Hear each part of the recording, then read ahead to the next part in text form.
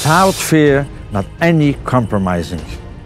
The Gaon and Kabbalist Rabbi Levi Yitzchak Schneerson. The rabbi in Yekaterinoslav was exiled to Kazakhstan. La rabbinite Hana décrit dans ses mémoires les difficultés et les souffrances endurées lors de cette période. Les murs sont faits d'argile, en hiver, tout devient humide à cause du froid. La maladie du typhus est propagée, Dieu nous en garde.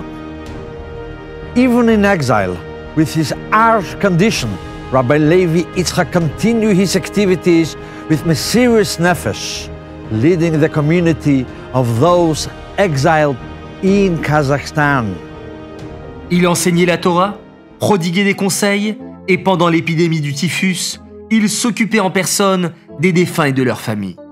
Le don de soi et le courage dont a fait preuve mon mari, et par lesquels il a accompli tout cela, sont immenses. Je les qualifierais de courage dans la sainteté.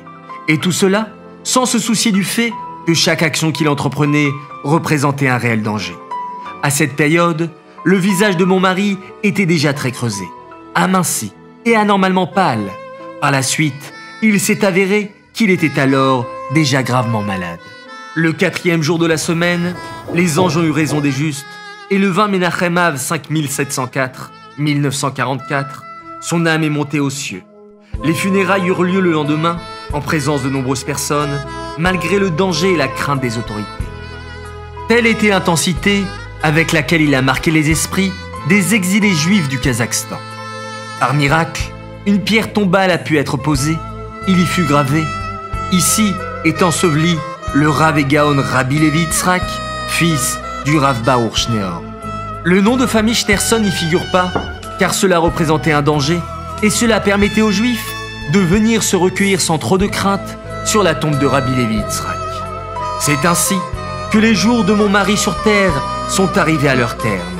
Le chemin qu'il a traversé durant sa vie était difficile. Une lutte constante. Cela lui a coûté cher, mais il n'a jamais renoncé. Au Kazakhstan, la chaîne d'abnégation et du don de soi n'est pas rompue. Elle continue d'exister à travers des émissaires du Rabbi qui se sont installés dans ce pays étranger et esselé dans le but d'y raviver la flamme du judaïsme et d'y diffuser les sources de la chassidoute.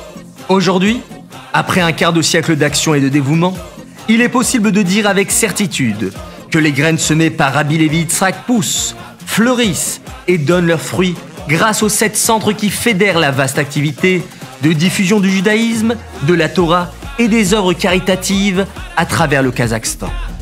À Almaty, Nour-Sultan, Oust-Kamenogorsk, Karaganda, Kokshetau, Pavlodar et Chimken.